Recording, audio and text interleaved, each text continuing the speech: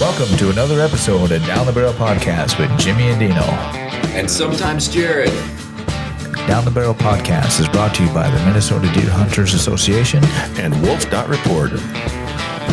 Wolf.Report, a platform dedicated to elevating the voices of Minnesota hunters, trappers, and outdoor enthusiasts. Join us in advocating for responsible wolf management in Minnesota. Share your reports, photos, and stories, and together we will ensure that they are seen by all. The Minnesota Deer Hunters Association, protecting the future of deer and deer hunting through habitat, education, advocacy, and legislation. Minnesota Bow Hunters, building community, celebrating tradition, driving change. All right, today we're talking turkeys with Mr. Eugene Crandall from the Minnesota chapter of the NWTF. Thanks for joining us, Eugene. Yeah, good to be here. Yeah, it's good to have you.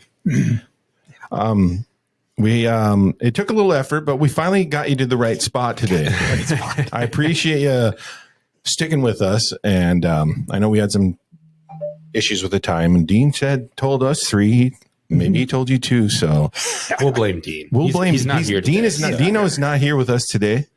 So it's kind of nice here. It does seem more comfortable here, doesn't it? Yeah. Yeah. Definitely smells better. It smells way better. No, Dino's closing on his new house today. That's right. So he couldn't make her. Mm-hmm. So yeah. That noise that you just heard was some kind of funky call that Jared brought in. Yeah. I didn't even know what I've never even seen that call before. I bought a bunch of turkey stuff back in the day when I started turkey hunting, and this is one that I've never used. And I don't know what it's called either, but I bet Eugene does. Tube gobble. A tube gobble. Yep. All right. If I had brought my mouth calls, I do mine with mouth it's call now. A tube gobble. There you go. I have never seen that thing before, but it seems like it would be pretty easy to use in a blind. Right. But Eugene, you're saying effective. They don't work that great? It calls in other hunters. Boom. That makes sense. There you go. So what do you use for a call, Eugene? I mean, what's your go-to call? My go-to call is my mouth call. Yeah. Okay. Any particular brand or? No, whichever one works. Okay. No, hey, I go through a lot of them. Do you? The struggle I have with mouth calls, I should really have my dentist here to remind me what they're called, but I have these really big bumps on the inside of the roof of my mouth. Mm-hmm. I don't remember what they're called, but they're normal, healthy, whatever. Sure. But it's hard to find a mouth call that fits. And so I've had to do a lot of trimming. And really? Oh, yeah. So you got tell you a little trick about that. Oh. Yeah. Don't trim them. Don't trim them. Chew on them for about 2 hours. Oh, there you go. I can do that. I never chew gum, but every one of my calls when I start out, I put it in my mouth and I just chew around the whole circle, get it real soft. It'll form to the roof of your mouth. I don't care what shape your mouth is. Perfect. I suppose it softens up the edges, so it will. All right. Well, that's all I needed out of this interview. So. Well, I don't know. I was talking to Eugene when he came in, and he said he tagged out already today. Yeah. So that's pretty good. And now I heard rumor that this was your first northern Minnesota turkey. Yes, it was. So how close was your next furthest north turkey? I'll say. Down by Little Falls. Oh, okay. Piers. Yeah. So you took your turkey today somewhere in Itasca County? Yep. Okay. Just east of here. Wow. Very cool. Yeah. That is awesome. Because, I mean, I think it was just the last couple of years, I've finally started to see turkeys at my house. And I live over kind of by the college. Okay. So east of Grand Rapids, just east of Grand Rapids. And I have a flock of maybe 5-6 birds, but they vanished on me this winter. Please tell me that's normal. That is totally normal up here. So will they come back? Not this year. No. That's horrible. I located a flock 3 years ago up here and thought, boy, this is it. I'm booked. Yeah, right? Haven't seen them in 3 years. Oh, man, that's a bummer. I was really looking forward to them. I found them other places. Okay. I just had to search around the area. Yeah. They were not in that spot anymore. Yeah, because even as far up north as you, Jared, you have some birds you've been seeing up north of Yeah, I'm between Rapids and Balsam. Big Fork. Yeah, Yeah. Balsam Township. Well, not township. But yeah, so I'm up there, and yeah, I've seen a couple flocks around the road, and then on my property, I've had on separate occasions like 2 lone hens come by the game camera, but that's about all I've seen there. Right. But yeah, my family has a property down by Pillager. And we've been getting Good area. Yeah. We have 5 really nice toms that have been coming through. So I'm actually heading there tomorrow and be hunting through, Saturday afternoon. I got to come back for, to hide the Easter eggs or whatever. I suppose Easter's this weekend too. Yeah, I forgot about that. But yeah, so I'll be heading down to do that and hopefully get one of those toms. This flock that I hunted, I've been watching it for 4 years. Different area. It's about 20 or 30 birds now. Nice. So I figured it was about time. I just had to figure out how to get to them. Yeah. Because I hunt public land. I hardly ever hunt private land. Probably 3 times in 30 years I've hunted private land. Wow. So that's impressive. So you took a public land turkey in Itasca County, Minnesota. Yeah. That's impressive. I hope I can do that. I honestly, I seen a flock of like 20 over by Dino's house, actually. Yeah. Yeah. Just a little bit south of here. I mean, I might go over there. I don't know. My brother-in-law has a farm. Kind of just insult him. We did. So it's not his property though. Oh, that's true. It's the blanded land, right? Right. It's public land. So All right. he ain't going to stop me.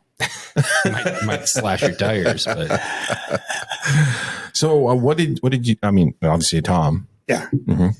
Well, I'd heard the birds in there a week ago. I located them, called, and heard them 300-400 yards away, and that's it. I just walked back out, didn't stick around. So I went into the area and didn't hear anything. Went in a little farther along a logging road, Yeah. and all of a sudden they lit up about 200 yards away. So I made a mistake. I sat down right then. I shouldn't have. Oh. I should have kept going for another 50 or 60 yards and called again. But anyway, I sat down. So it took me an hour to call them in to me to come. Yeah. And I could tell it was a big bird. Oh. Just the way they sound. If you've hunted them long enough. I had them probably within 60 yards through the, and this is heavy woods. We're not talking a field. And he was gobbling right there straight between me and the river. And all of a sudden, I heard a putt behind me. Oh, man. that's a great sound. Wait, how could he get behind me? No, another bird had worked in around behind me and came up behind me and spotted me. Oh. So I said, well, that's what I got to do. So I swung around on it, and he started moving off and was headed off to my left, and I was in the opposite direction I was set up for. So I swung around and let him have it. And then, of course, I wasn't holding the gun real well, so the scope got me. Yeah. But I got the bird. Yeah. Hey, Nice that's what 2-year-old. Well, and Nice. you got a nice souvenir on your brow Yeah. line there. Yeah, you do. That's not the first Did you time, even feel it, though? You probably didn't even feel it. but the blood sure gushed out. Well, that's awesome. Opening day, right? Yeah. Yeah. That's 7:30. great. 7:30. All right. Yeah. In Was- Itasca County. Huh? Yeah, it's pretty sure the birds came across a river. I call them across the river because I didn't know why they would be in the woods where I was, but Yeah. I knew there was a field about a half mile away through the woods across the river. But I thought, yeah, So basically, you just went for a walk down this logging road, and you're calling the whole time. no, Just- you don't call all the time. No? About every 100 yards. Okay, and then you just, if you don't hear anything, you just keep walking. Keep on walking. Okay. So when you're trying to locate a bird, what are you using to call? I see people use crow calls, this tube gobbler. Like what are you using? If I'm trying to locate them and not really hunting them, that's what this is really good for, is locating them. Yeah. It's not going to come to this. It's not going to come when you shake this thing. But if I know it's where I am and I'm not going to be hunting them right in that spot, I'll use my box call. Your box call. Yeah. And I'll hit them. And usually if they're within 300 or 400 yards on a calm day, I don't even scout if the wind's blowing. It's not worth the time. Really? Yeah, you want to be able to hear everything in every direction if you don't know where they are. Right. So, yeah. I just walked in on the road and And about how far can you hear them away from you on a calm day? on a calm day. Yeah. Years ago, I could hear them a quarter mile away. Okay. Now my hearing is so bad that I use hearing aids. Okay. I can still hear them a quarter mile away Nice. on a calm, clear day like today was. Yeah. Interesting. Especially if they're still in the roost. Yeah. Once they hit the ground, a lot of people think, "Oh my God, they shut up! I can't even hear them." Well, they're probably still gobbling, but they're on the ground, and now you can't hear them. Yeah. Okay. Sound doesn't travel as much. Ooh, especially if it's a wooded area, it sucks that sound right up. Yep. So how early did you go out? Was it dark? Yeah, 6 o'clock. 6 o'clock. You were out there. I got out probably a little late. I should have been out there at 5:30, but I got tied up last night, so I didn't get to bed until 12:30. So what time did you take the bird? 7:30. Oh, so pretty dang early then. Yeah. Yeah. So all right.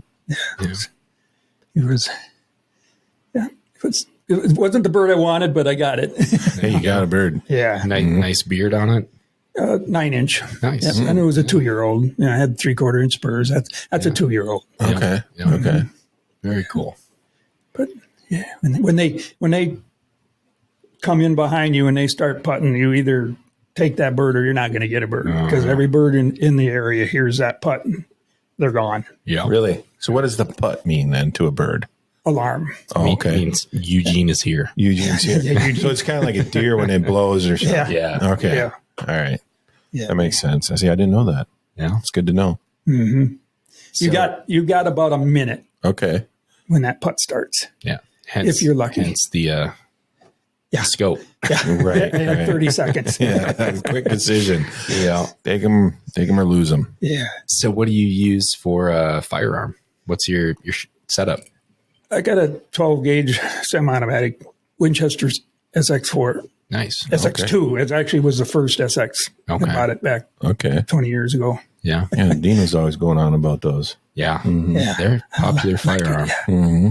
I bought the first dedicated turkey gun by Mossberg, the 835, back when it first came out. Yeah. I decided it kicked too hard, so I gave it to my son and I bought it. Yeah. I get that. Oh, man. So this morning, where you were, let's see where you were. The birds, you said popping, right? Putting behind you.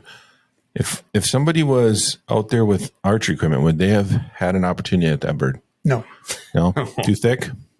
too thick, And he's moving. He's moving. Yeah. Yeah, he didn't slow down. Okay. Yeah.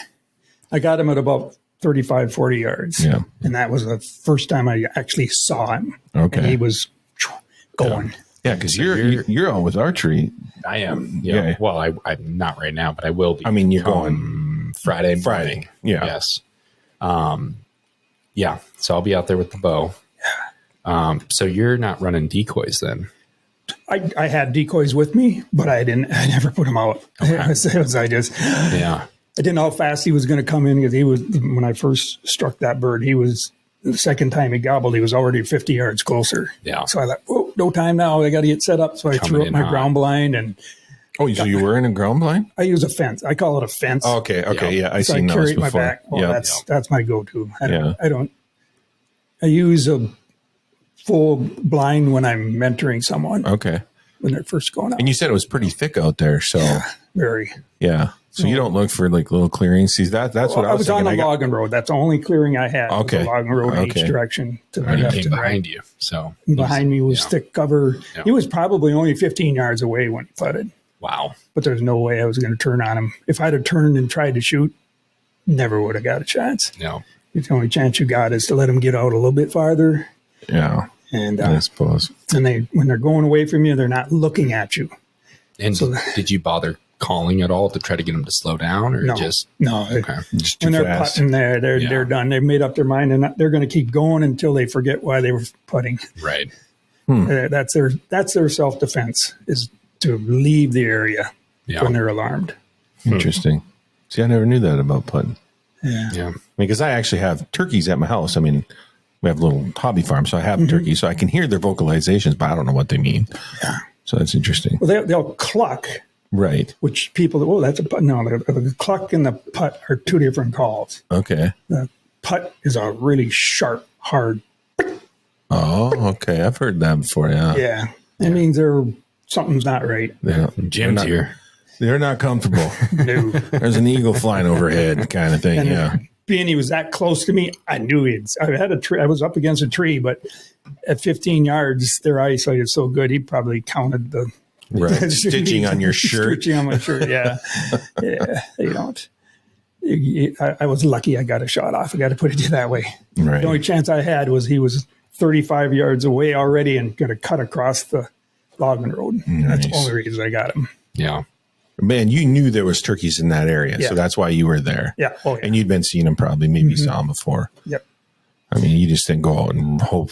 No, I don't. I've been looking for birds up here for 3 years. Okay. So I was pretty sure these birds were going to stay in this area. I've seen them off and on for the last 3 years in this area. And did you know how big that flock might be? I mean, Yeah, there was a field about 3/4 of a mile away, and I'd seen the flock in that field, 20 or 30 birds, okay.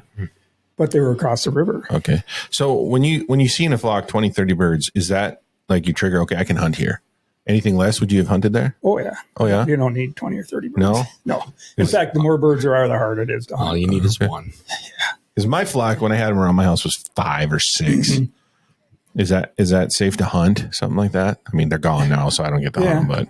Well, depends on whether you want the flock to grow or not. See, that was my dilemma. It's like, should I even hunt or should I see if they'll reproduce more and more? If 4 of them were toms, longbeards, yeah, I'd hunt it. Yeah, You I know? suppose. Yeah. I suppose because then what do you have it to only lose? takes Really, one. right? Yeah, well, I don't think I did get to this year because I haven't seen him since February. I think I used to see him every day on the clock out in my field, and then all of a sudden they're just gone. That's the way it is up here in this area. The birds are up here now. They've moved up here. When the last place we transplanted them with the NWTF was Aiken. Okay, That's the closest. Yeah. And all these birds have come up here, up to Mississippi. yeah, and it's so crazy because my dad sees turkeys at his place, and he has a place up near Togo, and he's regularly seeing birds. And when growing up there, I never in a million years would have thought of seeing a turkey. Now he calls me, oh yeah, I see several of them every day.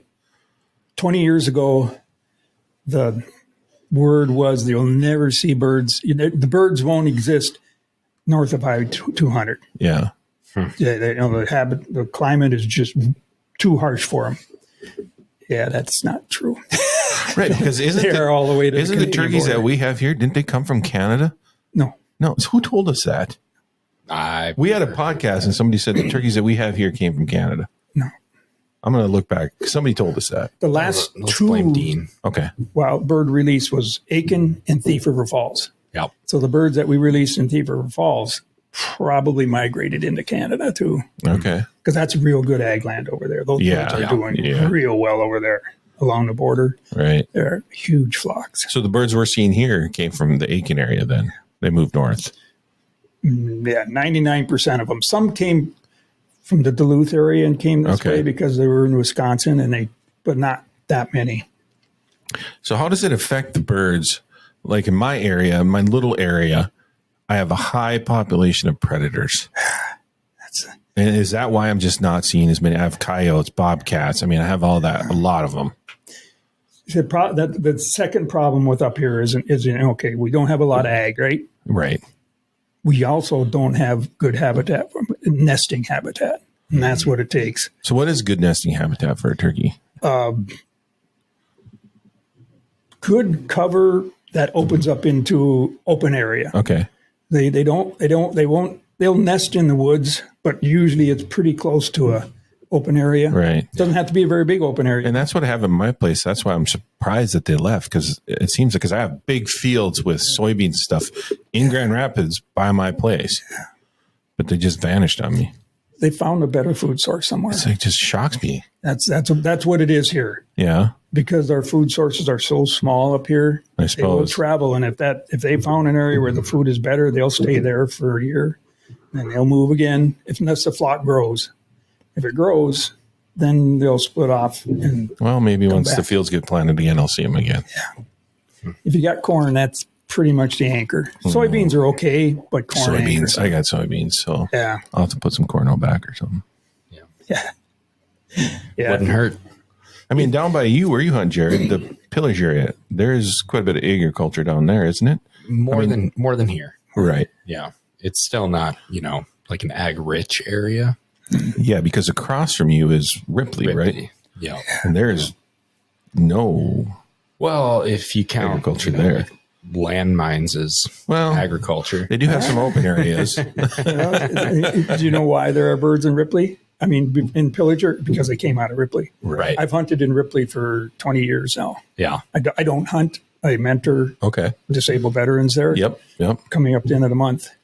20 years ago, there were so many birds there that you had to chase them away to put them Right. blind. Yeah. Exactly. The last 10 years, we had some pretty bad hatches here, about 10 years in the whole state. That's, and so the population dropped, but it's getting back up there. Yeah, because me and Dino used to go down Ripley and hunt every year in the archery hunt. And that's when I always would see turkeys because it was always thick. I loved it in the morning. It just lights was coming out, the sun was coming up. You'd hear that gobbling, and that was just foreign to me living up here, It's great. The best sound in the world is that early morning. I know spring you hear that gobble, and then all of a sudden you just wait. Okay, where they at? And they'd come walking single file underneath the stand. I just loved it. No, it's the best. But yeah, no. So the birds that I will be hunting this weekend, we know. I could tell you the tree that they are roosting in. Really? It's on Ripley, right? Yeah. And then they fly down across the river and make their way out into the little field I'll be hunting. So you're on the north side.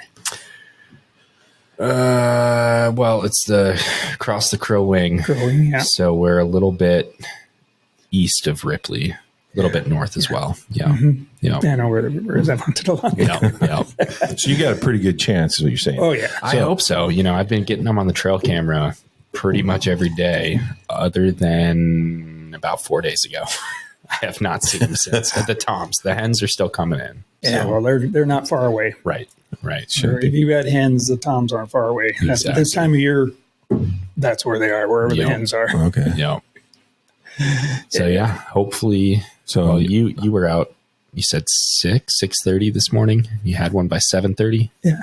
I sat down at 6 o'clock. Yeah. And it was light, no cloud cover. Oh boy, I'm a half hour late. But I was far enough away from the birds that it really didn't matter. Yeah. So hopefully 7:30 Friday morning.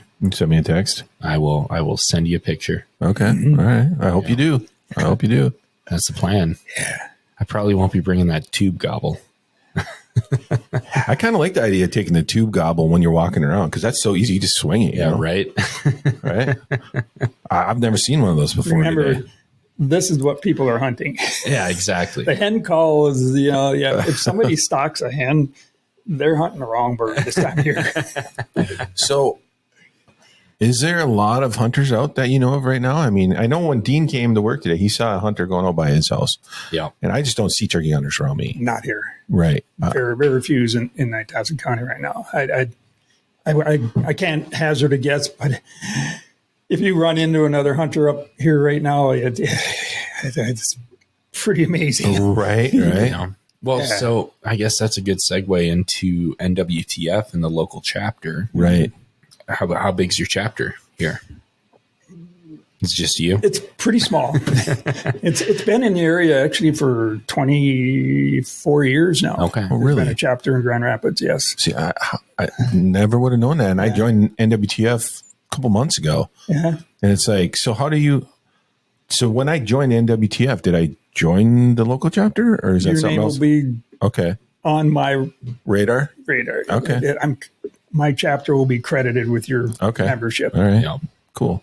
Yeah. Well, and you all typically have your banquet the same night as our state habitat banquet. Oh, Yeah. is that the, So you're at the Eagles, right? Eagles. Here We in did. Grand Rapids. Okay. The previous president insisted on having it on a Saturday, and I said, no, we're not having it on a Saturday anymore. Yeah. I'm not going to compete with the MDJ. Yeah. That's craziness. So we moved to Friday the last 2 years. Okay. Okay. But, we're still dealing with the hockey tournaments and basketball. And, so, even us, we deal with that. yeah. So Yeah. it's just trying to grow it, get people aware that the NWTF is here, and that is why there are turkeys here. There would not be turkeys in Itasca County if it wasn't for the NWTF. Right. And I think it's such a neat There thing. would not be turkeys in a lot of the country if it wasn't for the Do you know NWTF. where the GNR started moving birds into Minnesota? Well, they have for 60 years, but the first ones were game farm birds. They didn't last. Okay. So in the early 70s, 69, 70, someone out east figured out that you need to trap wild birds. Yeah. So they started bringing them into Minnesota. And they had to trap them in another state, and we had to trade animals for them because you can't buy wild animals. The Lacey Act, you can't do that. So even the DNR had to provide, so we traded grouse, walleyes, Oh, wow. for the other states, and we brought them in. And by 1975, the DNR decided, oh, that's enough. We're not going to bring any more in down in the Whitewater area. That's the only place they'll live in Minnesota. And that's why the NWTF started in Minnesota, is that the guys said, oh, no, we want birds everywhere. Right. Well, at least come up the Minnesota River Valley. That's a good area, right? Yep. Should be good. Well, Here we are seeing them in Big Fork. Right. Yeah. the last release was in 2010. Wow. And they're just moving. I mean, there's just a march north. Yeah. Yeah. The DNR said, even if, and we paid for them all when they quit releasing in 75, the NWTF paid for all the releases after that with our fundraising in the state. So when they do a release, how many birds is that usually about? Varies, I suppose. The first birds that the DNR brought into Minnesota, 40 total. Wow. That's it. Really? So 99% of the birds that are in Minnesota right now came from those 40 birds. Right. Some were from Missouri, some were from New York, and a couple other states. I forget. I used to know it all, but I forget. It's been a lot of years. Yeah. Doesn't matter. Yeah. You forgot more about turkeys than we'll ever know, probably. Well, and you were trying to remember something that somebody said on air earlier, and I don't remember what that was, but this story is reminding me, I think it was Ryan Rothstein was talking about a trade deal we had made for turkeys, and we got those 40 turkeys for something like 3,000 walleye or something like that. The first it was grouse. Grouse. The very first birds came from Missouri. They were grouse. Yeah. And I don't know which state got the walleye. New York. I don't know. I mean, we even traded some black bear Oh, wow. with Arkansas. Wow. Yeah, I think we still owe them some black bear, actually. You own Arkansas, some black bear. Clay Newcomb's going to be calling us. That's going to be the talking points with Clay when we get him on here. Yeah.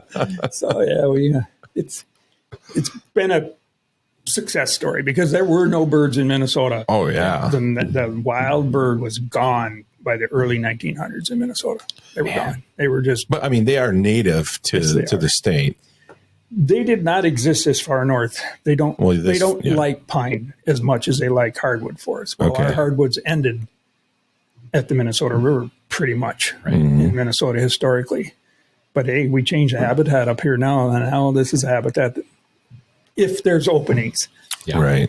They just don't do well in a forested area, heavy forested, all forested. They'll travel through it, but they don't like to live there. Yeah. Now, is that because of predators or is it just food? Predators. They're a big bird too. Right, I suppose. Imagine a 747 trying to fly through the trees. It doesn't happen. Now grouse, they can fly through the trees. Not Yeah. Turkey's got almost a 4.5, 5 foot wingspan. Yeah. It's the Boeing of the avian world. Yeah. Right. Well, I think it's great, and that's one of the reasons I joined NWTF is that I was starting to see turkeys, So, and I knew that obviously they were responsible. Yeah. So, and I think it's just great. When I woke up in the morning, I'd have my coffee, look out my window in the field. There's my 5 turkeys, and it was like that for months. And I was like, oh man, I'm gonna be able to hunt around here eventually. If you have food around there, they'll be back, and there'll be more next year. Gosh, I hope so. So remember, each hen can lay between 10 and 13 eggs A year? Or? every year. Oh, And so if you got 4 hens, that's 40 chicks that are on the ground. Granted, more than half of those would be dead by the fall. Oh, okay. They just don't make it. Okay. It's, in fact, right now the average replacement is 2.5 birds per clutch. Really? Yeah. And what is the primary predator? Is it birds of prey, or is it coyotes? Is it wolves, fox, skunks? Probably the 90% of the nests, because a full 50% of the nests that are on the ground don't make it. The raccoons probably take most of Really? those. So we should be out there. Eggs. They hit the eggs before Yeah. they hatch. Well, that's, and the bird, they will re-nest if they lose that clutch of eggs sometime in the middle of May to the end of May. They will lay again, but by June they're done. Yeah. And then what really hurt us 10 years ago was our wet springs. Yeah. They will not; those poults will not survive a wet, cold May. Okay. They just Makes won't. sense. And You get wet and just can't handle it. that's The when we cold. lost most of the birds up Kind of here. like me.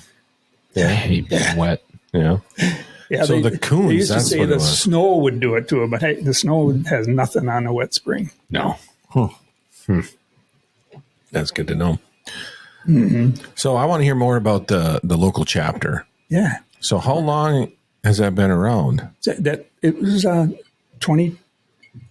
It's 24 years, 25 years now. North Country Spurs. Okay, I might have heard that. I think I might have heard that. North Country Spurs. Bill Litchke was the president for many years, and then Scott Winter. And I took over 3 years ago. Okay. I retired and moved back north. I grew up in Grand Rapids. All right. Left in 72. And And you took over at a good time when we have our own birds. yeah. I wasn't going to retire and go south. Hey, there's birds and there's snow for my sled up here. I'm going Right. north. That's a and good retire. spot. Yeah. Yeah. And now I Timed it took a well. bird within 2 miles of my home. Oh, that's got to be a good feeling after that, right? Usually I drive 100 to 200 miles. Right. Yeah, I never thought in a million years I'd be able to hunt turkey around here. Yeah. Right. I mean, and I got my license this year, and I'm hoping somewhere around here I can find one. Oh, they're there. Yeah. If they don't, okay, they left your area, maybe they traveled a mile Okay. tops. Because I know they disappeared right when it got really cold. So I was thinking maybe they went into the woods, get a little more cover, get out of the soybean They'll fields. find a pine forest. When it was that cold, that's where they'll Yeah. And survive there's one the right winter. there, too. A nice big pine forest right there. So, Well, and you got that logging road leaving your place. yeah. They probably just wandered up there a little ways. Yeah. So if I wander around calling, I might find them again. Yeah. You want to borrow that tube gobbler there? Hey, I might. That'd be, yeah. Can you buy those around here? I've never even seen that thing. Yeah, they've been around. Yeah, this is one of the original ones. This Primos. Never even seen that before. Yeah. There's a couple of other brands out there, but the Primos works the best. I say I don't use them, but I have used them. When I'm all done with them, if I'm in an area and the birds just aren't responding to me, I don't, I'm just not. It's just not working today. Just before I get ready to leave, that's when I'll use that. Yeah. I'll hit my box call as hard as I can, and then I'll shake that gobbler. And I figure either they're going to come in or they're going to leave. I'm leaving anyway, so what Right. I scare them away. See if something will talk to you. Yeah, my father-in-law, he comes to my house all the time, and we have turkeys out in the field by the horses, so he always has to go out there with his calls and try to talk to them. Yeah. He drives out there with his truck, and he's out there squawking. I've heard that people do that. They'll get their domesticated turkeys just to watch their behavior, listen to how they talk to each other, and try to communicate with them. So yeah, I think it's There's a a good lot strategy. to that. If you can understand what a turkey's saying, you'll be a much better caller. Yeah. It's the way it is. It's just not squawking on that box call. Bah, rah, rah, rah. You got to know when and how to use it. Yeah. Use it hard, use it soft. Well, and to know when they're alarming, too, that they're going to be taken off. Yeah. Right. Yeah. That, I think, is golden information for anybody starting to hunt. Oh, for sure. Yeah. I mean, I think we all know what it means when a doe blows at you. Right. Yeah. Your hunt's almost done. Yeah. You go to your other stand. Right. Right. Oh, that's awesome. So how many NWTF members do we have around in Itasca County? Do you have any idea? No. No guess? No. I mean, you're a member, right, Jared? No, I need to renew. I have not been an NWTF member in Minnesota. I was out in Colorado. Okay. But yeah, I need to. I will be a member. We have And our banquet in February. I think we're going to move our banquet into March next year. That would be amazing because Then we could go. Then we could go. Yeah, because I'm usually in a board meeting, and as fun as those are, I would rather be at another thing. an Our NWTF national banquet. convention is always the middle of February, so that really put a crimp in it. And then their state chapter banquet is in the first part of January, and then my banquet is the end of February. It's like, oh, that's too much. Yeah, that's a lot. Yeah. So we do a lot with the chapter here. We donate to the food bank every year. We gave almost 1,000 turkeys. Or not 1,000, 100 turkeys. Wow. And we're still we spent seeing them. $1,000. Wow, these are genios. Right. Right. We donate to the food shelf every year. But we try to use some local money, and we support the trap teams in the area. Right, We support the archery program, the NASP program. That's great. That. Yeah. Yeah. So those all come from the state board. Like I said, I'm the vice president of the state. The state has a state chapter. There are local chapters, around 55 or 60 chapters throughout the state, and there is one state chapter. Right. And that's what you're vice president of. Okay. And we oversee the funds that come back into the state.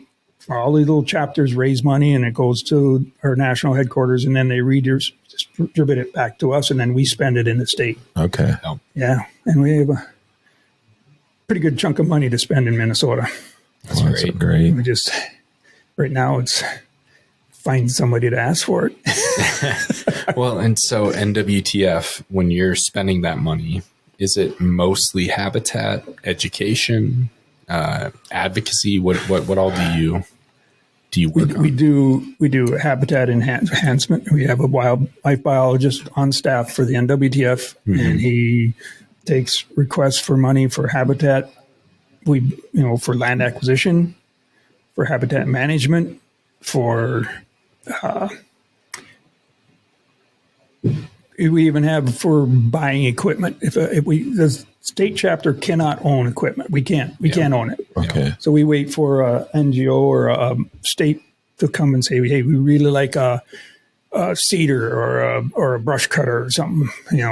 We'll help fund it. We don't fund it 100%. We want them to have a little bit of skin in the game too. So it's. But then you get to take advantage of that piece of equipment, right? Well, no, actually it is theirs, but it has to be able to be used on land that's huntable. Okay. I get it. Yeah. Unfortunately, what it is we're running out of land to. We're not getting enough requests for the public. We used to be if the public can't hunt on it, we won't spend money on it. Mm-hmm. Well, we're not getting those requests that much anymore. Really? So the national chapter has come around and said, we've always said we won't help private land, but a lot of, those birds don't stay on private land. Mm-hmm. So if we help a private person build up the population on their land, those birds are going to move on to public land. True. They, they don't, fences won't even stop them. Right. They fly. So we're it hasn't been changed yet, but probably. So they're looking at that. But it won't be like, this person, I got 40 acres. I want you, they have to go through U.S. Fish and Wildlife Service or another NGO that's willing to oversee the work on the land. Okay. We'll give it to that organization, and then they will spend it on the private land. There's a lot of details that have to be worked out. Right, for sure. It's not set in stone anywhere. So, So are you guys considering doing any more introductions? No, you're done. That's not allowed anymore. Or? The Minnesota DNR won't let us do it anymore. Really? Yeah. What's the we couldn't do it. No one, private people can't do it. It had to be the DNR to do this capture and release. Okay. So it's illegal for you to take birds and release them onto public land. Okay. So always has been. And that's probably why I have to fill out a DNR paper when I get turkeys for my little farm. Yeah. Mm-hmm. And you have to say you will not put them out on the public land. Yep. they wouldn't survive very long out in the wild. No, anyway. not the ones I have. They just don't. The first ones that were released down in the whitewater area were pen raised birds, and they actually would feed them for a little while. Oh, we'll feed them to make it so they're, to get them a little bit better. Well, they're not, that food is their main thing. The trucks would show up to feed them. They slam the door. The turkeys would come running. Yeah. So it wasn't too hard to figure out. Truck stop and then the turkey stop too. Stop. Yep. Right. Yeah. Yeah, it's pretty hard to turn domesticated animals wild, right? Right. They just aren't. They just can't survive. I always say that if it's small, what the turkey doesn't eat eats the turkey. Yeah. Right. The people say, "Well, what does the turkey eat?" I said, "Anything it can catch." Yeah. Simple as that. And just about everything bigger than them eats a turkey. So at some shape, the next big predator for the birds in here, people don't realize, is the owl. Yeah. The great horned owl. I do have some of those around. They'll kill the adult birds in the trees at night. Yeah. I suppose. Yeah. Yeah. How many in here is, what was nice for this area was that when there are no birds and then they're introduced, the predators really don't know what they are. They haven't figured it out. That's why the population will just climb really fast into an area when they're first brought in. But then the predators figure it out and they'll stabilize it. Yeah. It's like down in the southeast corner of the state. The population was huge 20 years ago. And now it has dropped back down and tapered off for predators know where they are, the landscape, how much they can handle for food, how much food they can find. And so, they were saying, "Oh, you got to help us with the population." Well, that's pretty much where it's going to be. Well, they found a balancing point. Yep. That's kind of where it's going to hang. Yeah, it makes sense. So, I love eating wild game. Oh, yeah. So, as far as turkeys go, when you're cleaning a turkey, skin on. Depends on how much work you want to put into it. It's a lot more work to get. If you are going to boil the turkey, the skin has to be on it. Yeah. If you're going to grill it, or even if you're going to roast it, you need to leave the skin on, and you got to pluck them, and that's a lot. They have a lot of feathers. Yeah, they do. So I skin mine. Okay. I skin them, marinate them, cut them into sizable portions, and then grill them. Yeah. And that's my favorite way to do it. And what I don't eat, I cut it up and put it into a turkey soup. Makes the best soup you've ever had. And the wild turkey is just amazing in a soup, especially if you've grilled it, so it's got a little more flavor into it. Yeah. Yeah. Whatever. You get those little lead pellets simmering in there. That's why you cut it up so you can find those. Exactly. I always told all my kids, you win a prize if you find a BB. That's right. Yeah, you'll crunch it in your teeth. So how about smoking? Would you do that skin on or skin off? Or could you do either or? Oh, you take the skin off if you're going to smoke it. You do, okay. Mm-hmm. Yeah, and that is good. You smoke a wild turkey and then slice it into lunch meat. It's about as good as it gets. That does sound good. Yeah. So what's your plan then, Jared? You going to go skin off or skin on this year? Well, my plan is to get a bird first. Well, that helps. I do still have one in the freezer from the fall. Yeah. But yeah, I don't know. I think I'm probably gonna smoke it. Well, the one I have in the freezer is still skin on. So I think I'm gonna do skin off. Well, I will tell you, I do know somebody that loves to pluck birds, and you would be shocked at who it is, actually. The better half of somebody that usually sits right there. Honestly, like before you gave me that hint, I was gonna say you're probably talking about Dean's wife. Yeah. Lo and behold, she used to do that. Every bird I get from now on, I'm just going to drop on her porch. Do it. She'll pluck it for you. That's amazing. Love it. See, I'm like a lazy plucker. I'll get what I can, and then I just take the blowtorch to it. Get all the pin feathers and everything. But biggest mistake people make with wild turkeys is taking the blowtorch to it. Overcook it. Yes, right. Do not overcook it. In fact, medium rare is the best. Yeah, same with ducks. Everybody says, "Oh, you got it." You buy a turkey out of the store. It's you got to cook it. You got to cook it to death. That's because it was in a butcher shop and dropped on the floor, and all the salmonella and E. coli and everything that bird that you got is its only bird. It's unless you drop it on the ground and leave some pink in there. Leave some pink in there. It's God, if you are not cooking your ducks medium rare, you've never eaten a duck. Oh, we're talking about turkeys here. I know, but it's the same thing. Same cooking method. It is absolutely the best. The legs are good. People, oh God, I can't eat the legs. They're like terrible. So do you cook them to a certain temperature on the inside then, or you just wing it? Just wing it, cut it open and look and see what you got. Just a little bit of pink. And Yep. I mean, what's chicken supposed to be? 165? No idea. I think that's right. I don't know. I used to have my serve safe. Yeah, but that's cooking a chicken. Exactly. That got A store-bought butcher turkey. shop. Exactly. You know? So I was going to say maybe like 135, but don't hold me to that. I don't know. I just eyeball it. I just Just eyeball eyeball it. it. I have no idea what temperature is. When it looks like I want to eat it, I eat it. If I can touch it and it still squishes, that's when I eat it. Yeah. If you touch it and it's hard, well, cut it up and put it in soup. There you go. Exactly. And you guys are making me hungry for some turkey. Right. They are so. They're so much better than a domestic bird. It's not even a comparison. I've never had wild turkey, so It's good stuff. well, you better get one this weekend because That's the plan. I'm heading out tomorrow. Get down there and get set up. Hopefully have a bird Friday morning, if not Friday evening. Otherwise, Saturday morning. And if I don't do it then, I got to come home and hide eggs.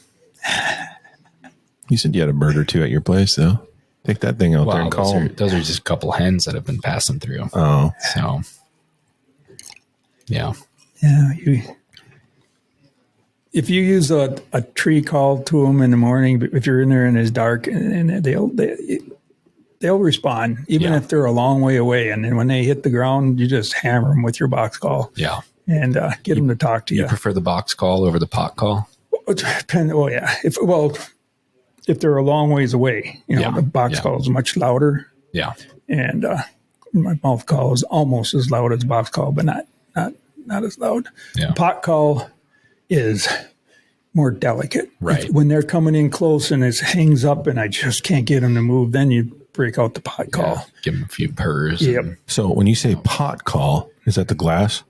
Glass slate. Yeah. Okay, so it's the little. You used to call them Scott looking thing. slates. Okay, yeah. Okay, but it's a pot call with a slate surface. You can get glass surface, you get aluminum surface, you get copper And that's surface. the one with the little scratcher. Yep. Okay. Yeah. That we have to listen to down at Deer and Turkey Classic when we walk Oh, by. yeah. God, that guy makes some good calls. But Jesus, shut up every He once in a likes to use them at the show. It's nonstop. Gotta draw in those hunters. It doesn't matter what show we're at. We're always Somebody's got within turkey hearing calls. distance. Yeah, I guess I'm guilty of that a couple times. It's like, I am so glad I'm not next to this guy, but he's got some nice calls.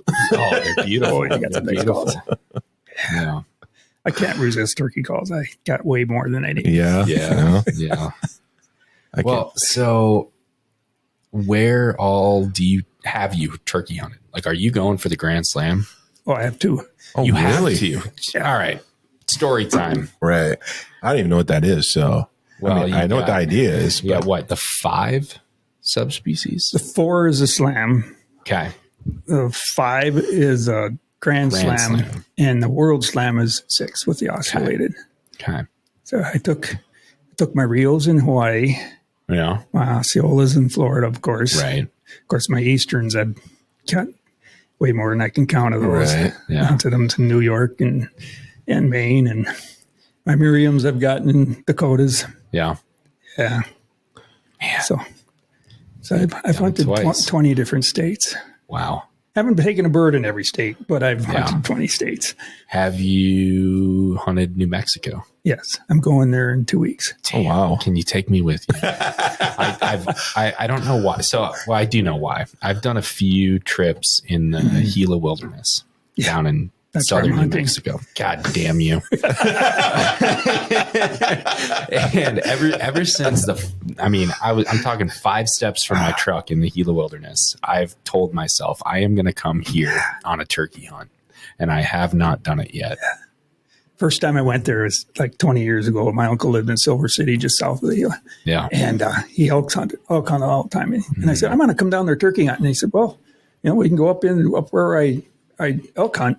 And I said, I don't know if he said, I don't know if there's any turkeys here. I said, well, let's go look. So we get out. He said, this is my favorite spot for elk hunting. He says, okay. So I took out my calls. I hit him 3 times and 4 birds. Oh, gobbled right. He goes, whoa, I never heard that before. Oh, man. So what were you doing out there if you weren't turkey hunting? Oh, were you looking for lizards or something? Yeah, partially. I mean, the Gila monster's down there. That's where I picked up on. Never did find one. But no, just backpacking trips and but everywhere I go, I'm looking at hunting opportunities, and that's turkey country. Yeah, New Mexico is one of the easier non-res states to get. It's over-the-counter tags. Oh, really? Yeah. Every state is getting harder and harder. Oh, it is. Yeah, it's not the state I'm worried about. It's convincing my wife to let me go. Well, it's kind of a dual purpose hunt going down there. So I get there. My wife, that's what Hawaii was, is that, well, you can go, but I got to go too, she says. Yeah, right. Okay. All right. Oh, man. Yeah, that might work. Right? Especially the warm places. I could probably pull that off, honestly. I didn't know about New Mexico, though. You don't know about it? Well, I mean, I know about New Mexico. So it's a state. Well, I know it's part of the state. United States. Okay. All right. I didn't know they had this special turkey hunt down there in the Gila Wilderness, whatever it is. They're Miriam's, the Miriam birds down there. They do have some of the ghouls. Now, that's the... They had the ghouls had pretty much been hunted out of the United States. The only place they existed was in Mexico. Well, about 20 years ago, they started, can we get some? And they brought them back in. So Arizona has a few and New Mexico has a few, but they're draw only tags. You get in 20 years, you might get a tag. Okay. Yeah. Now, is that part of the Grand Slam? Yeah. Okay. Yeah. I'll be happy with just getting a damn turkey around here myself. Yeah. Well, yeah, that's the goal for now, right? Right. But dream big. Aim for the, what is it? Aim for the moon. You'll land among the stars. Is that what the saying is? I don't know. I never thought I'd be able to hunt turkeys around here, and I'm just excited again. I'm even up north by Dad's place. There's a chance. And I was going to ask you, is since there is so few hunters, obviously there's fewer birds. Yep. Would it make sense to go to a place where there is just brand new? Would them birds be more apt to come to a call? You would think. It took me an hour to call that bird in this morning, and he'd never had a call before and never heard a call before. So no.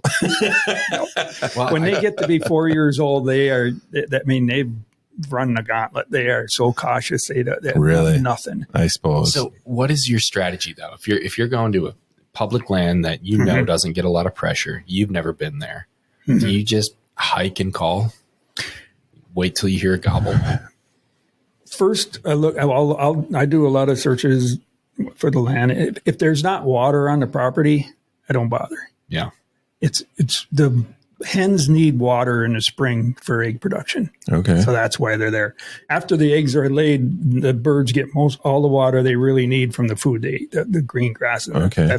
They don't take a lot of water, but in the spring, that's if you go out west, if there isn't a creek or something around, don't bother. When I hunted the Dakotas, the Black Hills, first few times out there, I didn't know that, and I spent 300 miles driving around checking out these canyons that had no water in them, and there were no birds either.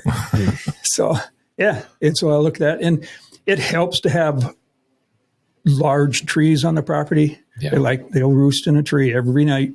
Okay. And from the time that they're 8 weeks old, they roost in a tree. Except for in Hawaii, they don't. No. Because there aren't any predators. I suppose. That makes sense. Will they roost in like a pine tree? Yep. Okay. They don't like to, but they will. Okay. Especially in the wintertime. Yeah. They like big trees so they can see around them. And their eyesight is so good, the odds of you sneaking up on one roosted in a tree are slim to none. They're just not going to happen. Yeah. Unless the wind's blowing in your face like a hurricane, then you may, but because they hear good too. Yeah. The saying is, if the turkeys could smell, we'd never kill them. Yeah, right. Because their eyesight and hearing is way better than ours. Exceptional. And so if they can't see you, and then when it's in the dark, they can hear you. They may not know what you are, but they're not going to come down to where you are. Right. They'll just fly in the other direction. I'm gonna have to give me one of those calls. I'm gonna walk by my place and see if I can get some answers. Take that one. I'm not using it. I might walk back there tonight. The crow call. The crows really got them to sound off this morning. See, that's what I'm bringing with me. I haven't had a whole lot of luck with crow calls, but when I heard the bird first, I can't really say it was my calling that made them call, but the crows were just, and every time the crows around me, you hit it, the birds would gobble. Really? Yeah. See, I have a lot of crows by my place too. I wonder. But that's right away. And after an hour, then they don't gobble to them anymore. Okay. Yeah. I don't know why. They really only do it from the tree, right? Pretty much. Yeah. Yeah. Huh. But yeah, that's what I'll have with me is my crow call for the locator, even though I pretty much know where they are. So I don't need that. If you want to take it, play with it. I'll give her a try. I mean, that'd be cool if I could get something to answer with it, because then I know they were still in the area. Yeah. Just make sure you're out in the open, and so that somebody's hunting around. Yeah, most of my area is pretty open, and I haven't seen a hunter, a turkey hunter, since I've lived there, which I'm sure will change now that there's birds around. But Right. Well, yeah, that's a good point, because I think, unfortunately, the hunting accident statistics are pretty heavily weighted towards the turkey hunting side. really, Well, it's because people are chasing sounds in the dark. Yeah, And you're in full camo. Full camo, hiding up against Right trees. up against a I tree. see a little movement. And, Mm-hmm. So safety is, I teach firearm safety classes and turkey clinics. And it's just, there's no reason to stalk a hen call. I tell people, you're not hunting hens in the spring. So if you hear a hen call, don't go there. It may be a person, it may be a hen, but it doesn't do no good. yeah, and that leads me to say, learn the difference between a hen and a tom call, because I have no idea. Hens, we say, they yelp and the toms gobble. Well, the toms will also yelp, but it's a different pitch. It's a Okay. much lower, gruff yelp. No tone change, just a rah, rah. Okay. Where a hen has a break in it, high, low. So yeah, you should Kind of like Dino. right. So I was like, you should learn these things before you go out in the woods. Yeah. It's true. And also, firearm safety 101, know your target. Don't shoot at sounds. It's unfortunate. I don't, it was an accident. I don't know. Right. I don't call it an accident. It was a stupid. It was stupidity. Yeah. It's just no excuse for it. Right. Especially in the spring when you're only hunting toms. Like if you're just shooting at a sound and movement, there's no excuse. Know your target. Yeah. So in turkey season, obviously you can use shotgun in the spring. Is there any orange requirements for that? No. I didn't think so. Yes, there is. If you use a blind, state law in Minnesota Okay, now, on you the have blind, to it have has- 12 inches on the sides or on the top. So Yes. now when we use a blind in Minnesota for archery, is it the same rule? I don't know. For turkey turkeys, no. So our blind doesn't have to have orange on it. So they I don't know if they revised the statute, but only during deer season. Okay. A blind on public. Because the blind I was saying As a about deer using, I'm hunter. not sure if it Yes. has it. Yes. Yeah. But for turkey, you do not need the orange. Okay. So it's not a requirement. Correct. On public land, it is. Correct. Private land, you don't. Yeah. Okay. But if I went turkey hunting on public land with my bow, my blind should have orange on it. Yes. Okay. That's good to know. You personally don't have to have orange. Right. But the blind is Blind because of does. that new rule. Yeah. Because turkeys in a blind, and I'm not saying you can't use a blind, you shouldn't use a blind, but turkeys ignore the blind. They will walk right up to it. I don't, it just, the blind makes nothing. The human form is what they're afraid of. So if they can't see you, I've had birds when I'm mentoring or down at Ripley taking the guys out. Yeah, those birds come right up to the blind. So it's kind of cheating. As far as I'm concerned. No, and it's not. I'm not going to decry anybody because who I'm wants totally to use. used If to you want to blind. use a blind, use a blind. It's totally legal. You know what? I'm going to need all the help I can get. Feel free to call me a cheater, and I'll go one step further. I have a scarecrow set up in my ground blind right now so that they're used to the silhouette. You do. Did you make it yourself? I did. Really? It's Is it wearing clothes and stuff? It's a broomstick and a sweatshirt. So that's like double cheating, dude. Yeah, that's right. But Always I'm hunting archery, right? Yeah. True. So yeah, big difference. give me a little grace there. Okay. I tried archery years ago, and that's, you know what? I don't have the best luck. I need all the help I can get. I know, that's what I'm worried about. It's like, I really want to get a turkey, and I'm an archery hunter, so I'm going to do archery. It's like, am I going to get so frustrated that I'm just going to go grab the shotgun? Well, I hope not, because you have an archery tag. Well, I mean, you know what I mean. Right. Yeah, Yeah, obviously right. I have to But get another no, tag. I was just telling Jimmy this morning, last spring, I was out with my recurve, and I had this tom, maybe 25 yards, come in full strut. And I mean, I aimed center mass, released that arrow. I watched it go right through the middle of that turkey. And I was like, that's a dead turkey. And it disappeared. And I was like, I'll find it over there. I went and found my arrow first, nothing but feathers on it. They're so much bigger. So much when bigger. they're strutting. I missed it clean. It was a clean miss, which is good. The front half of that bird is all feather. When they're strutting, there's almost 6 inches of feathers sticking out. That's crazy. If you don't aim for the wing, you're not going to kill that bird. Yeah. So that's trick, aim for the wing. We call it the butt, where the wing attaches to the body. Yeah. Well, I suppose that makes sense. Right, That's a good spot. either above or below that. And even above it, there's 2 to 3 inches of feathers. So it's, when they're strutting. Yeah, now I think that's the bird cheating. That's what. That's the bird cheating. That is the bird cheating. Guess where my body is. Yeah. Well, hopefully you have better luck this year. Well, I mean, I did get one in the fall, which was good, but Now, was that one? No, was that a archery? it was, yes. Yeah. My dad took Your one dad with, took with one with my, gun. my turkey gun. Yeah. Typically, I'll do archery in the spring, and then I'll use my shotgun in the fall. Right.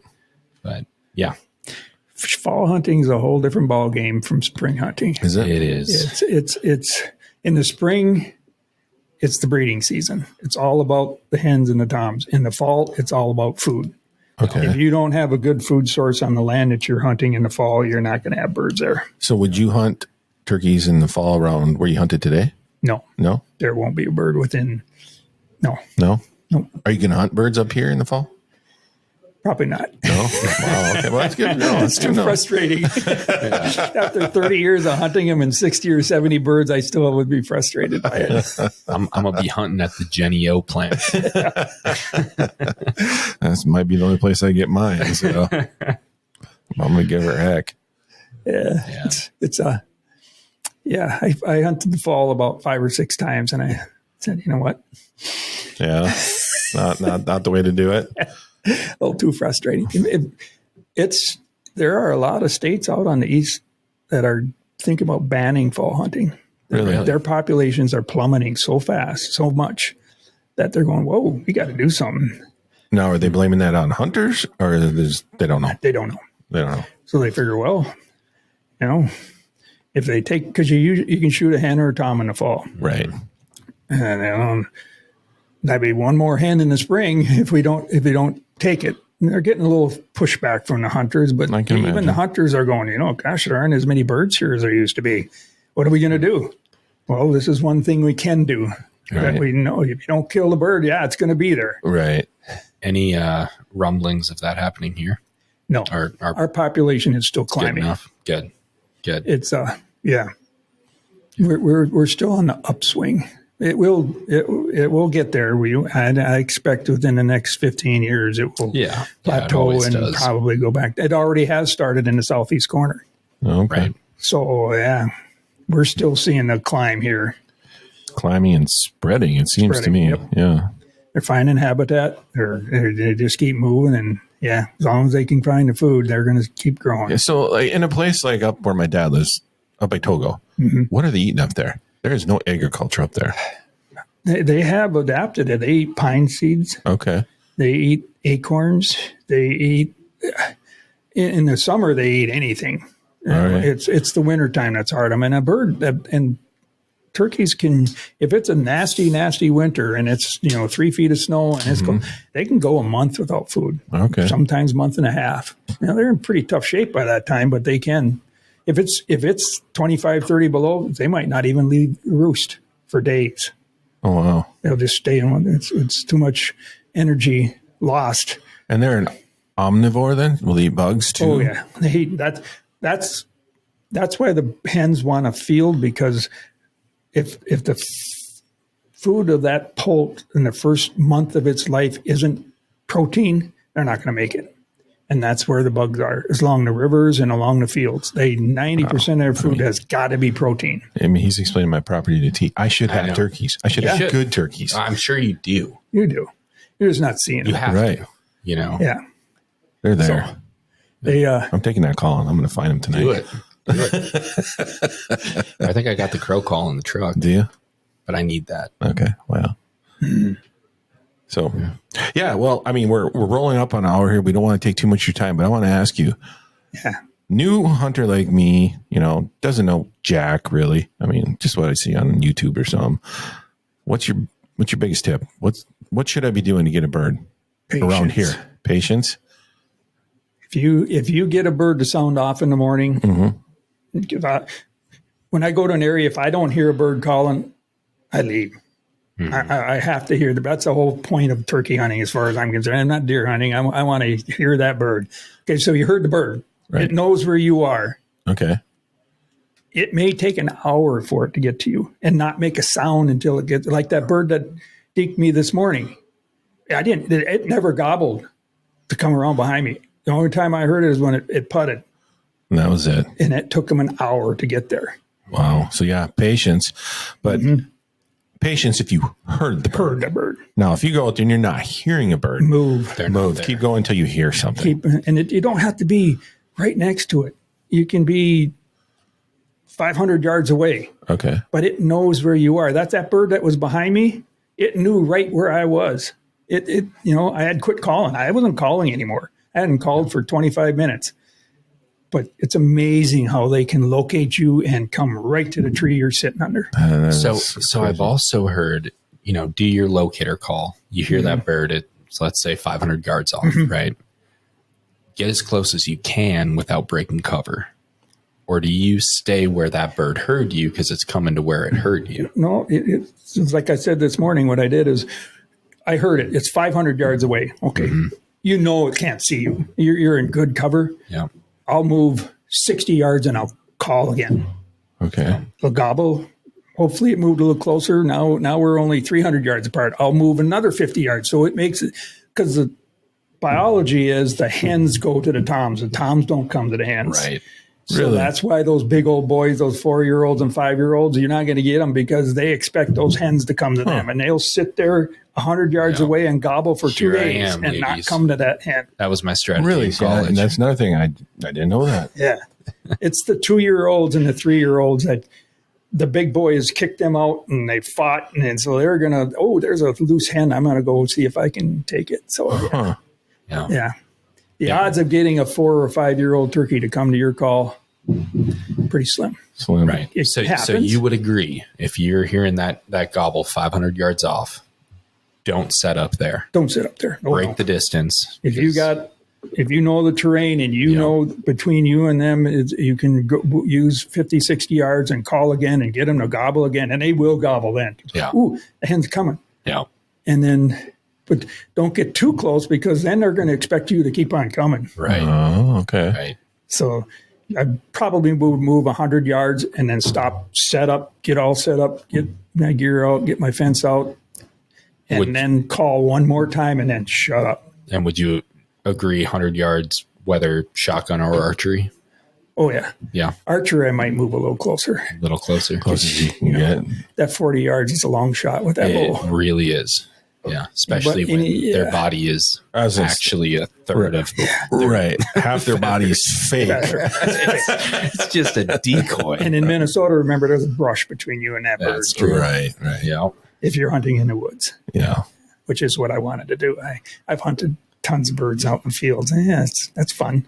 I'll do it again. I'm not saying I won't do it again, but I wanted to take one in the deep woods. Yeah, and you did. Opening morning. Happy for you that you got this morning. That's that awesome. Tells me it can be done. It can be done. Oh, yeah. Obviously, but you got an archery tag. I got an archery tag, and I've never turkey hunted before, so chances are pretty slim on my end. Yeah. But if that bird had made one sound coming around behind me, I could have gotten it with a bow. Right. Because it was like, and the tree wasn't if it's a big 3-foot wide tree, so we can't see, of course, then it wouldn't have putted but it was only a 12-inch tree, so it could see me. If I had tried to turn around, it would have run so fast that there's nothing would have hit it. Right. Yeah. So I didn't even look at it. I waited for it to start walk off. Then I moved. So that bird heard you calling earlier, Oh, yeah. and it came to find you. Yep. And So it's a 2-year-old. Right. So he's looking for hens. Right. It had been breeding already. You can tell when they breed, wears all the feathers off their chest. okay, yeah, I suppose. So it had been breeding. So I'm not sure why he was looking, because I know there's a lot of hens in that area quite a ways away, but there could have been an older bird there that he didn't want to fight anymore. Right. Interesting. Yeah, I don't know. I'm looking forward to giving it a try. I don't know. Oh, it's a great time of year. You know, I hunt everything, right? And run the Minnesota Deer Hunters Association. Mm-hmm. One of my favorite sounds in the world is that early morning spring turkey gobble. Yeah. And with that, Eugene, if you could hit us with that tube gobble. This is the sound time. you want to hear. That's the sound I'm looking for? Oh, that's what we're looking for.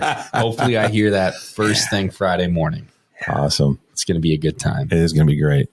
And I want to thank you, Eugene, for sitting down with us and learning me a lot, honestly. And that's what I was looking forward to. And I want everybody to make sure to check out NWTF. Yes. Sign up for a membership. We have turkeys around here. Yeah. Obviously, we have listeners in southern Minnesota too, so I'll help their members. But yeah, I signed up for NWTF first time this year. Yeah. Because I wanted to learn how to turkey hunt. It surprised me up here how many people had no idea what the NWTF was. Yeah. I mean, I've been aware of them, but I was like, Just couldn't believe it. Well, it's a great organization. We've partnered on a number of grant projects. And, right. You know, like I said, I was a member out in Colorado, and first thing I'm doing when I get home tonight is signing up for the, what did we call it?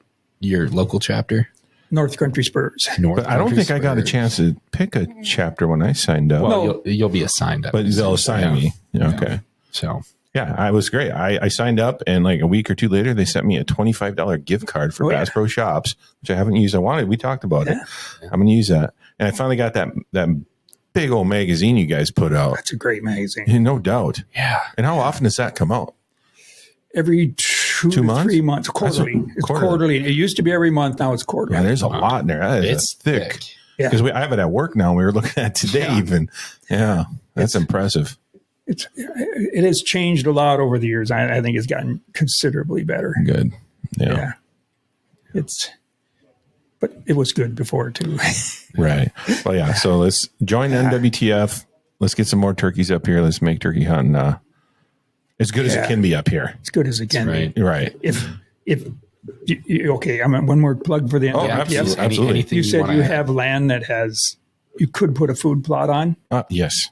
Mm-hmm. Well, actually, the MTHA does it too, but we have seed for food plots. Okay. At a really good discounted price. Our chapter. Well, now what kind of seed do you generally suggest for a turkey? Okay. Corn up here. Yeah. Corn. Simple as that. Great.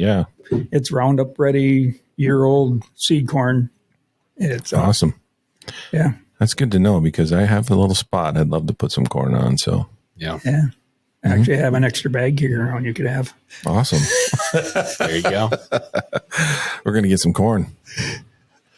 And he's guaranteed that there's going to bring in turkeys too, right? It's special turkey corn. I believe if it doesn't bring in turkeys, the guarantee is that you then get to a genio. A genio.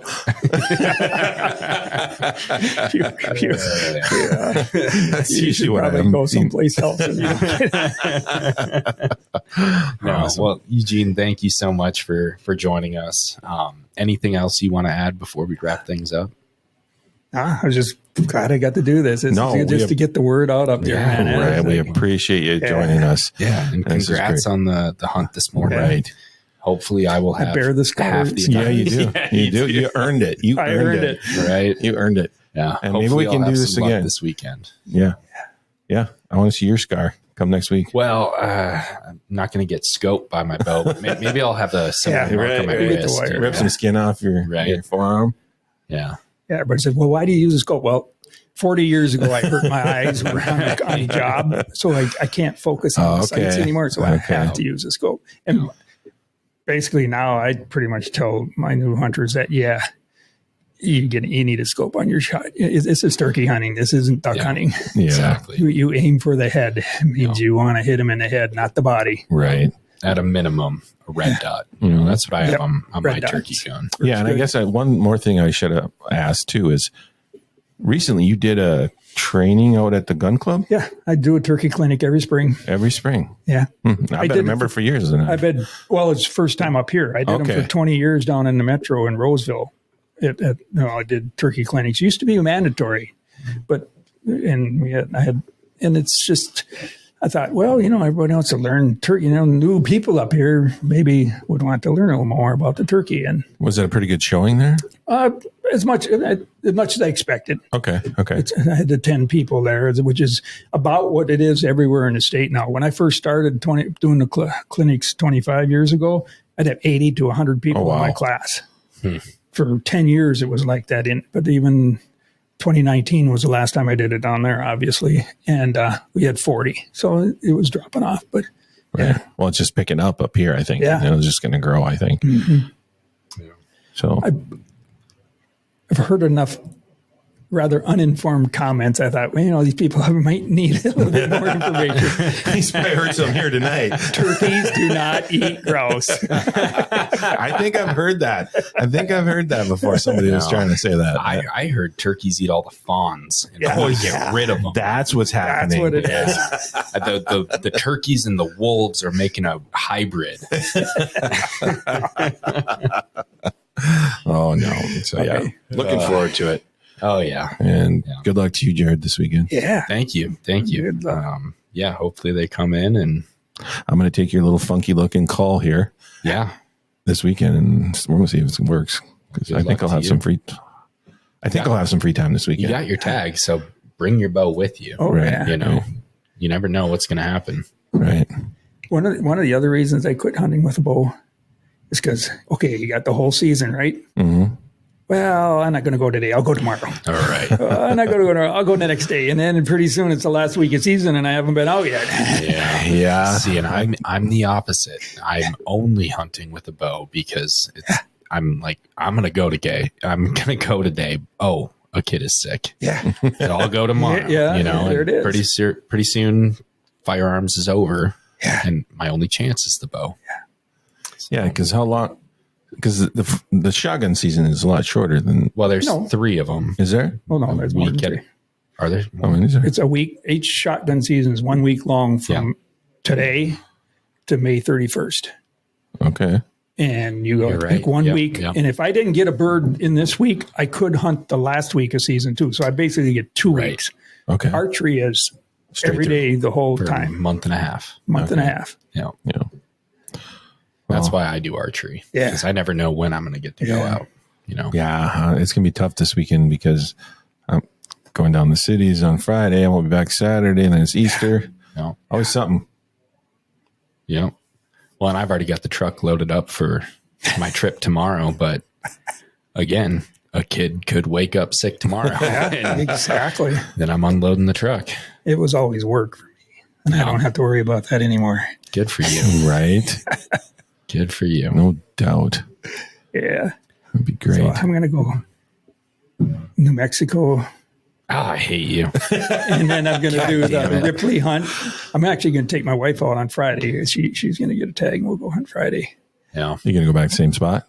Same area? Good. We'll give it a shot. And then I have another area not too far from there that I want to try too. So good enough. That sounds fun to me. I'm excited to just go see if I can get any answers. Right. Yeah. Mm-hmm. Right. Go ask around with your funky call and see anybody here.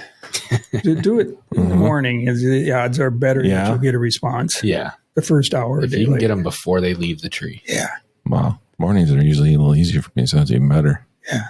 By noon, if you can get one to gobble, you're pretty good. Yeah. You can, but you got to be standing next to them. Mm-hmm. Okay. It's good to know. Well, everybody, you heard it here. Get out in those woods. Hunt some turkeys. Get your license first, though. That's right. That's right. Get your license. Do not shoot at sounds if you got a shotgun. Right. Mm-hmm. Know your target. Know your target. Because that target might be me. It could be. It probably is going to be somebody like me who doesn't know what they're doing, just wandering around the woods with some funky looking call that somebody gave me. Yeah. It has to have a beard. I mean, if you can't see That's the right. beard, you can't shoot it. And hey, Right. I can't grow a beard, Yeah. so don't shoot me. Yeah. I've tried. I can't do it. Yeah. So there you go.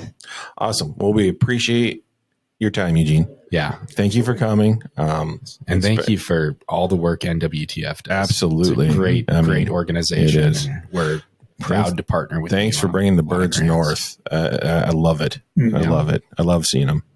Yeah. So join NWTF, guys. Yeah. Thanks Sure. again. Okay. Awesome. We'll stop it there. Yeah. We'll be done with our Minnesota goodbye. The Minnesota Deer Hunters Association has been building our hunting and conservation legacy over the past 40 plus years through habitat, education, advocacy, and legislation in Minnesota for Minnesota. The Minnesota Deer Hunters Association and Wolf Dot Report proudly sponsor this podcast. However, please note that the opinions, topics, and guests featured may not necessarily align with the views, beliefs, goals, or mission of our sponsors.